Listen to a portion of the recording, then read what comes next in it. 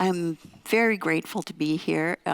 This is an extremely exciting conference, and I'm just delighted to be back in Stockholm.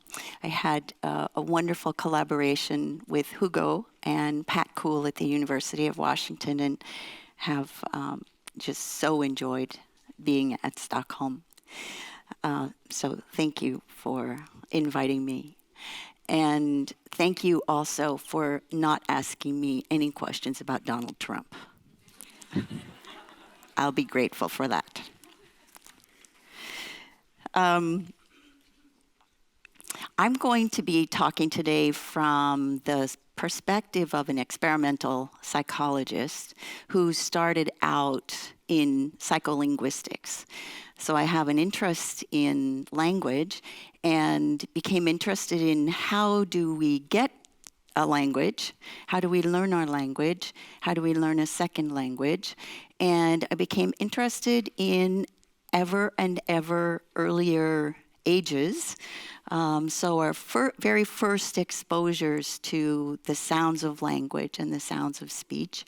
And I had a wonderful opportunity early in my career to work with Bill Pfeiffer, who with Tony DeCasper pioneered a method of asking questions of very young infants right after birth.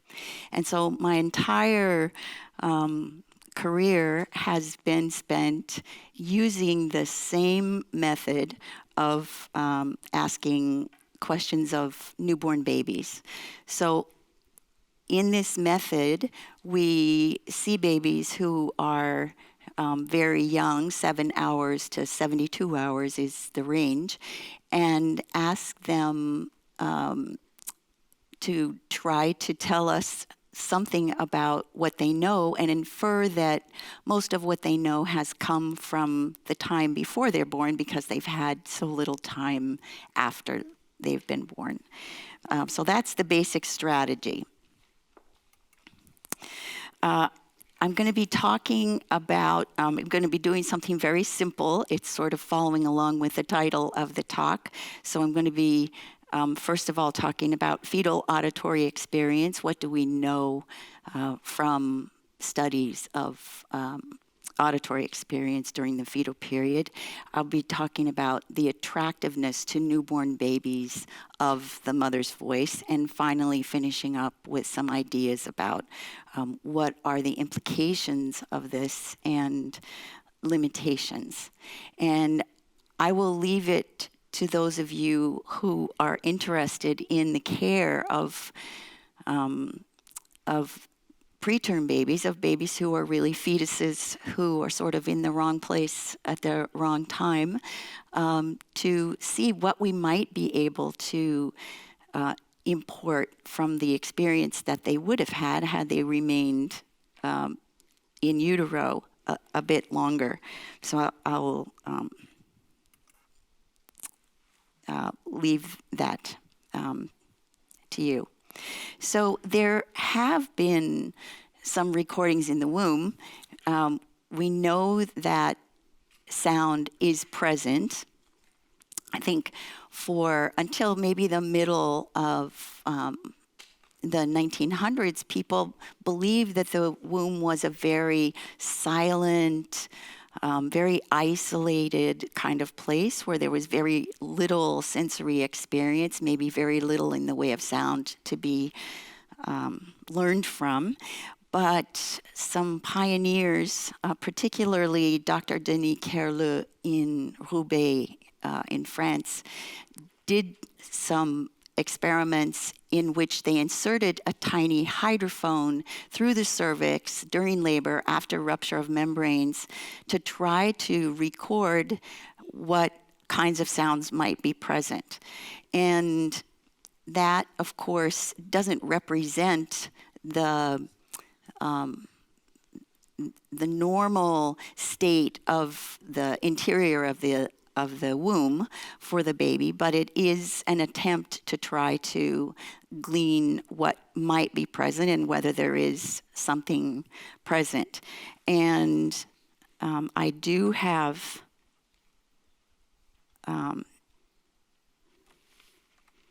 some of those he has graciously lent me some of these recordings, so you can hear now a recording that was made in the womb. They did some very smart things in making these recordings. So what you're going to hear first is an intelligibility test. So you'll hear a male voice saying a syllable, and then you'll hear the mother saying the syllable. And this was recorded in the room, in the air. And then you'll hear after that how it sounded in the womb. So first it'll be in room air, and then it'll be inside the womb.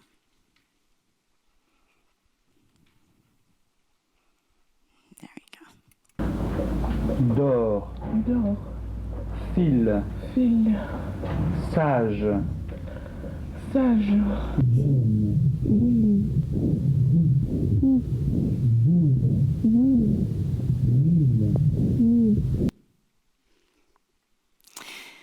So you can tell from that recording that there's a lot of sound present.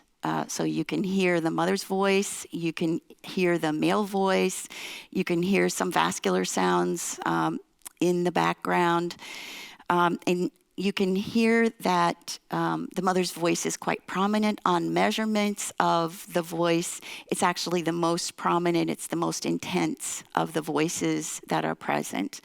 The recordings also showed that that you can hear vascular sounds depending on where the hydrophone is placed. So sometimes they're very prominent and sometimes they're not very prominent. There are heartbeat sounds, and presumably that's also true for the location of the fetal ear. So there may be some variation in the availability of those heartbeat sounds depending on where the ear is. And there were also sounds that are called I love this word, borborygmi. The digestive sounds of the mother were also available on the recordings.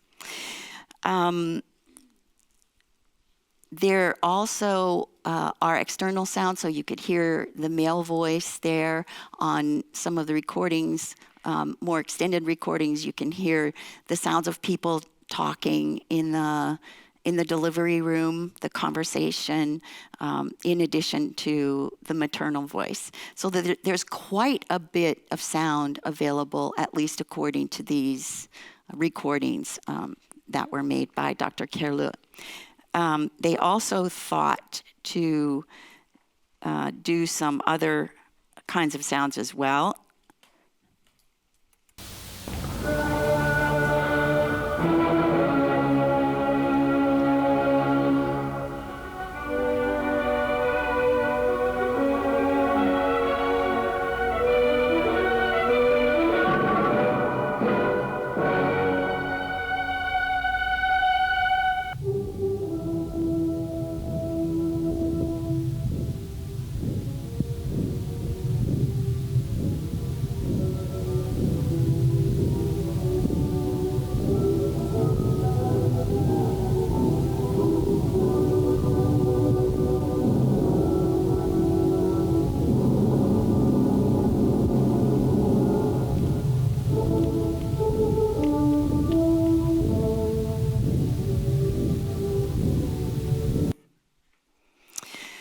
So there's a lot of sound available, at least if these recordings are an accurate portrayal of what's there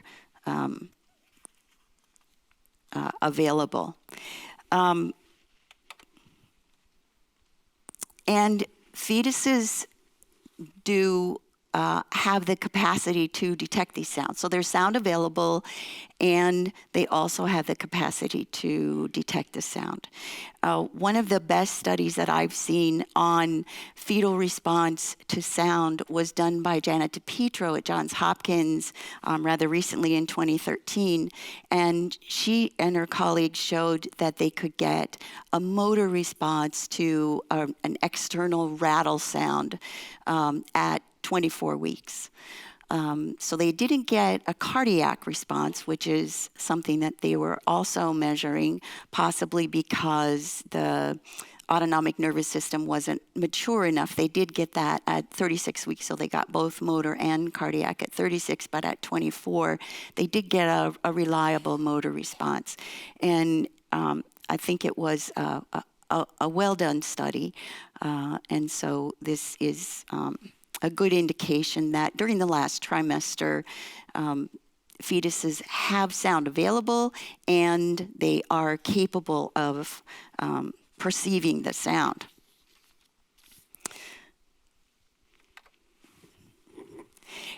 She also did a study on maternal voice. She was interested in something that surprisingly, until 2013, hadn't really been carefully examined, and that was the fetal response to a naturalistic mother talking. So people have done measurements of fetal response, cardiac response, movement response to recordings of mother talking. But that's not the same thing as the actual in situ mother talking. That's an entirely different thing. You could hear on the recordings made in utero that the sound externally and internally are quite different. So that if you take a recording of mother's voice and play it on a loudspeaker, that's not the same as having a mother actually moving and talking. And she found that they did get heart rate responses to mother talking at 36 weeks. They didn't look earlier than that. They were mostly interested actually in mothers detecting the fetal motion that might result from this.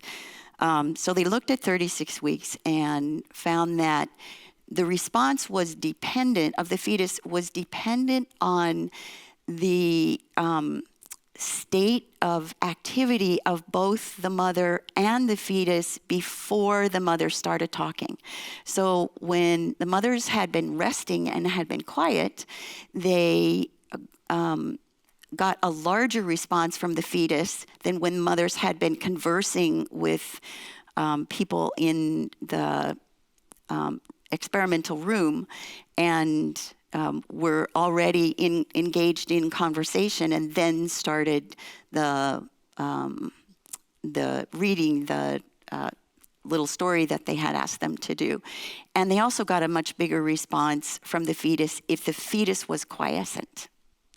So I think the ability or the receptivity of the fetus depends on both what's happening with the mother at the time and also the behavioral state or the state of arousal of the fetus. The maternal voice is a multisensory event. So unlike other sounds, most other sounds, it is accompanied by motion. So when we talk, we move our diaphragm. When we talk, we gesture, and there's motion that is in synchrony with the sound of the voice. It's conjoint, and it's synchronous. The motion is synchronous from a rhythm standpoint and also from a sound intensity standpoint. So when we're talking louder and more forcefully, the sound, the motion is going to be more intense as well. And there are sound and motion, active and quiescent rhythms that go along with our diurnal patterns as well, so that when we're asleep, when the pregnant woman is asleep, she's not talking, and she's also not moving as much as she would be when she's awake. So that this coupling of motion and rhythm and sound, I think, is important to consider.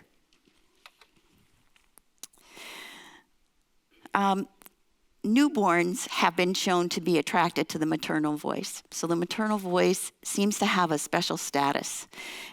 In one study, Dr. Kerlö and his team looked at newborns right after delivery in the delivery room, and they had the mother talking on one side of the baby and an unfamiliar voice on the other side of the baby, and they found reliable head turns toward the maternal voice, toward the mother talking. Where I've been involved in trying to understand what sort of predilections newborns come with is in a procedure that allows babies to activate sound by sucking. And they will alter their sucking when on a pacifier connected to a computer, when doing so allows them to hear a recording of their mother's voice. So they'll change their behavior in order to gain access to mother's voice. They'll do that whether mother is reading a nursery rhyme in this recording or whether she's just conversing with another adult, which is a more kind of naturalistic state. So this is a little video of the procedure. This is a baby in Stockholm from the study that Pat Kuhl and I did with Hugo. And in this study, this is not a study that used the maternal voice. It's a study on speech sounds, on phonemes, and so you won't be able to hear mothers talking, but you'll see that the baby can produce a sound, in this case, a synthetic vowel sound, by sucking.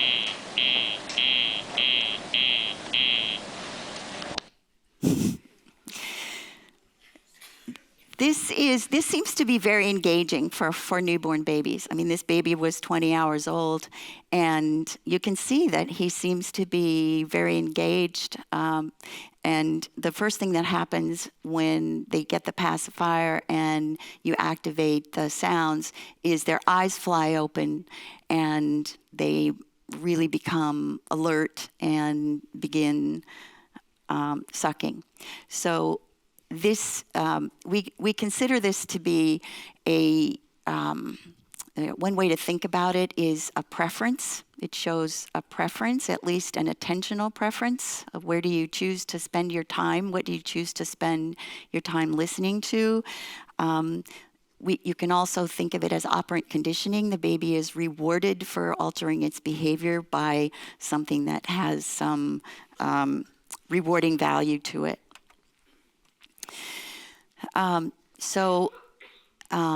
Babies are capable of responding, capable of hearing before they're born, and they are attracted to the maternal voice. Why would they be attracted to the maternal voice? There are a couple different ways to think about this. One of them, from the perspective of ethology, would be that we make approach and avoidance responses, and that it's species typical of us and of other species to make approach responses to some things and avoidance responses to others, and that's functional. I mean, we need to be able to do that. Approach responses are also part of motivation theory. that some things in our lives have more value than others, and we tend to approach those. In attachment theory, John Bowlby described the first stage of attachment as proximity seeking. And you could say that this approach response to mother's voice, to the maternal voice, is the first part of attachment. Proximity seeking includes looking, attaching to the breast, sucking, and being attracted to the maternal voice. Another way to think about it is something that in psychology is called the mere exposure effect. We seem as adults and as babies to be attracted to or to have a liking for things that are familiar. And that apparently is an inverted U-shaped function where as something becomes more and more familiar, we like it more and more up to an asymptote, and then as we continue to be exposed to it, our liking for it goes down. But the mere exposure effect is also a possible way to think about why we're motivated, we're drawn, why babies are drawn to the maternal voice. And this prenatal learning is carried into postnatal approach behavior. This is not limited to humans. It's been shown in prenatal learning resulting in approach behavior has been shown in at least birds, rats, sheep, rabbits, and dogs. So in this study that's cited here, Wells and Hepper, mother dogs were given anise seed in their diet while they were pregnant, and then in a test similar to the one that's shown here for rats, they were given the choice between approaching anise or another odor, and they approached the odor, the pups approached the odor that they had been exposed to prenatally. Birds learn the maternal call in ovo while they're in the egg, and that allows them to follow the mama duck or mama quail after they're hatched. So we're not the only species that has this predilection for approach to familiar stimuli. The approach to familiar stimuli is not limited to the maternal voice.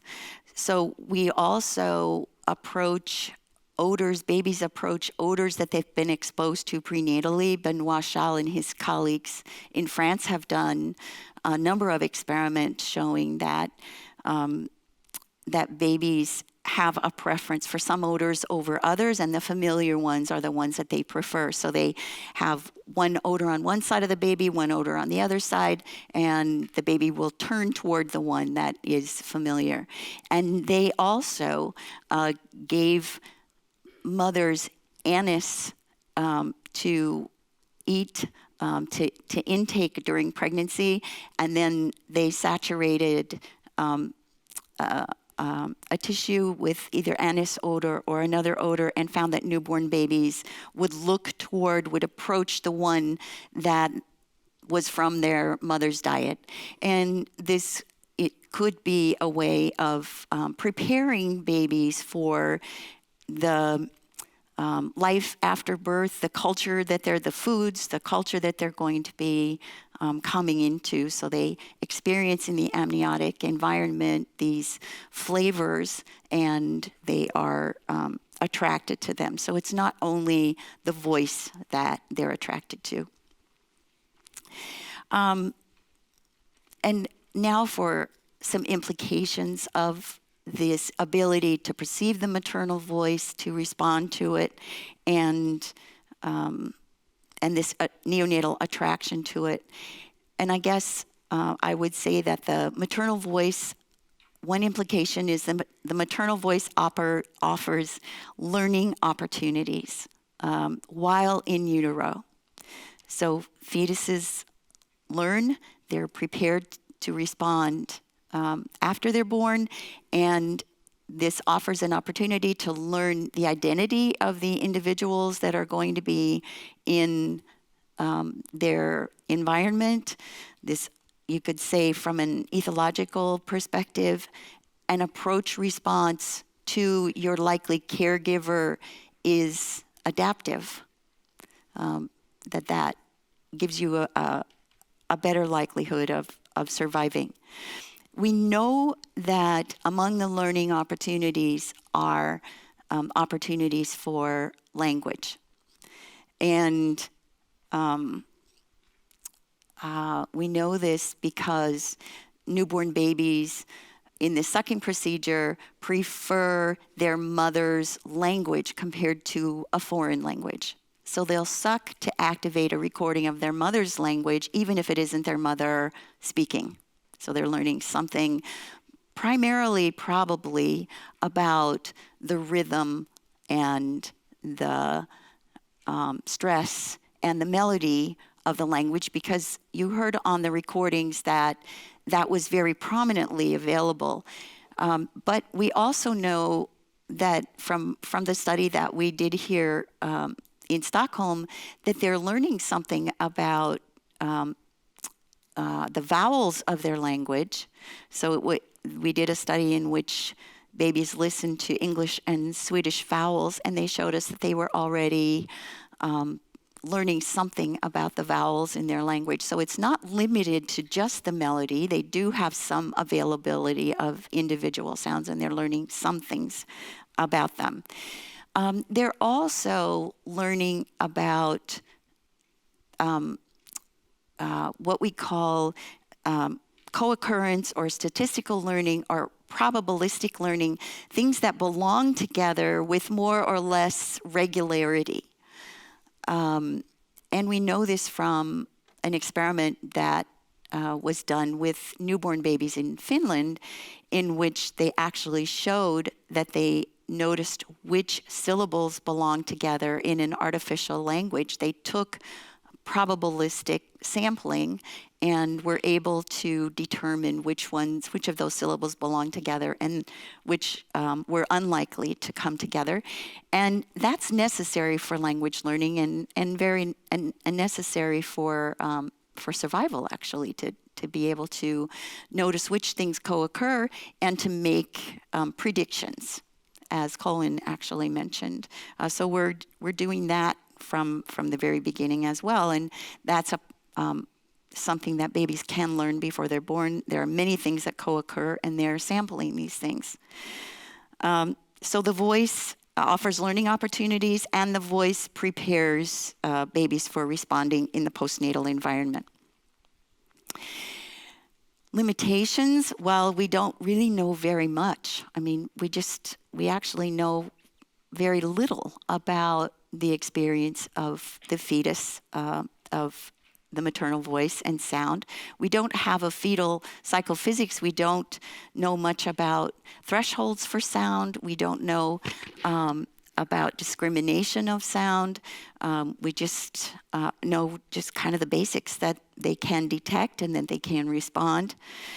We don't know the relative roles of multisensory stimulation versus auditory only. Is it critical that the babies have this multisensory stimulation, that they have this co-occurrence of the motion and the sound?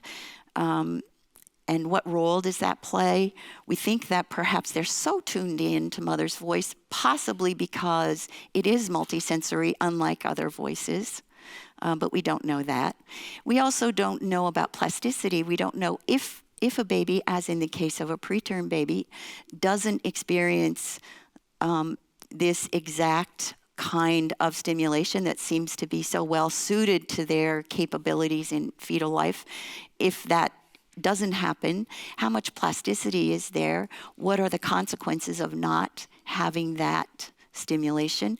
And then how can you adapt the environment so that they do have something that's more well suited to their developing nervous system? And I'm going to leave you with one last thing. This is a YouTube video, and this is a study in and of itself. There are these funny fetus games that parents play and record and put on YouTube, and I think that one thing to notice here is the motion of the mom's belly when this game is going on. Okay. Sorry. Okay.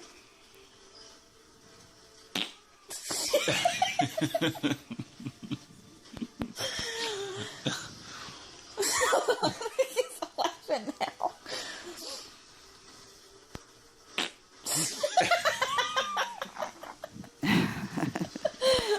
Poor thing.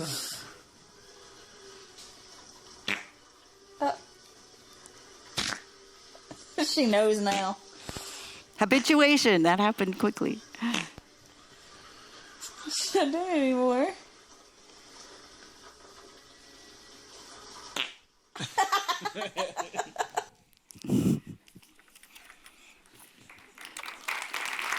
Thank you.